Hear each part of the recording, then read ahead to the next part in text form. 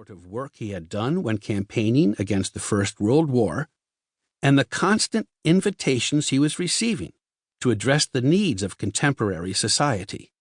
Moreover, he thought that education was the key to preventing wars and benefiting the future, as did many other intellectuals at the time, among them Karl Popper and Ludwig Wittgenstein, who also chose to become teachers, and he therefore decided to open a school.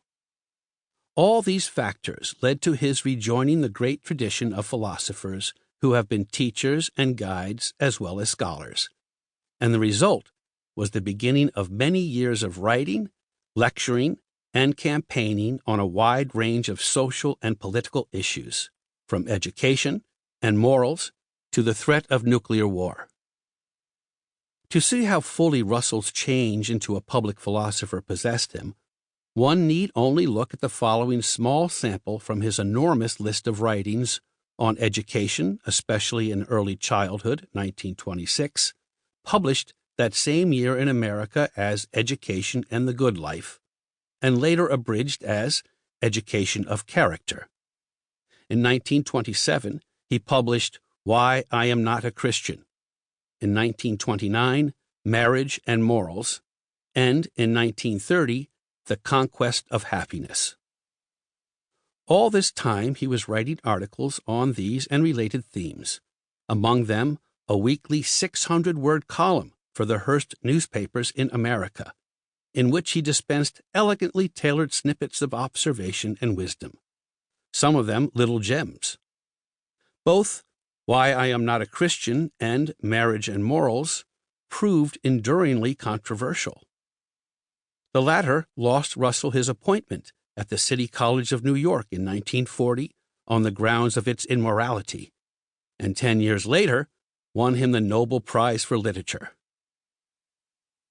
The most distinctive thing about Russell's view in these non-technical, social, and moral spheres is the resolute common sense, lucidity, and open-mindedness.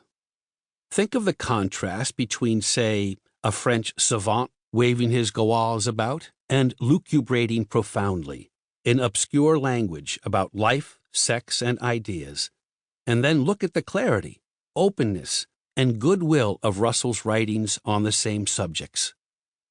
Among too many of the intellectual brotherhood, clarity, and openness is scorned as being too simple, even simplistic, the argument being that it perforce ignores all nuance, all subtlety, all profundity. This is a spurious objection. Some of the deepest truths are simple when seen in the clearest light, and it takes a lucid intellect to grasp them so thoroughly that their simplicity can be brought into that light and offered to all, not just the privileged few. There is a perennial suspicion that gauze-waving intellectuals deliberately obfuscate to exclude hoi polloi and to retain their mystique as thinkers, and this, alas, is too often true, as anyone can determine for themselves by making the effort to transform the pundits' profundities into plain language, thus seeing what they really have to offer.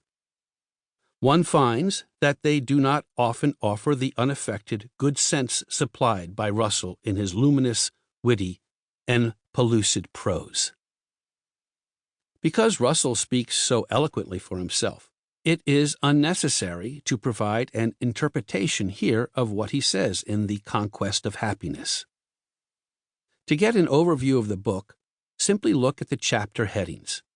They convey Russell's fundamental message, for which he claims no originality, of course, but every support from the experience of mankind, that happiness is gained by being outward-looking in work and relationships, and lost by being wrapped up in oneself, dwelling on anxieties and fears.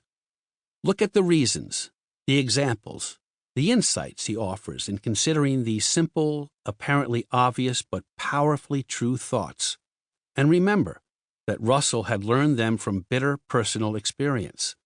His former pupil, Ludwig Wittgenstein, once said that the proper task of philosophy is to remind ourselves of what we already know to be true. This is what Russell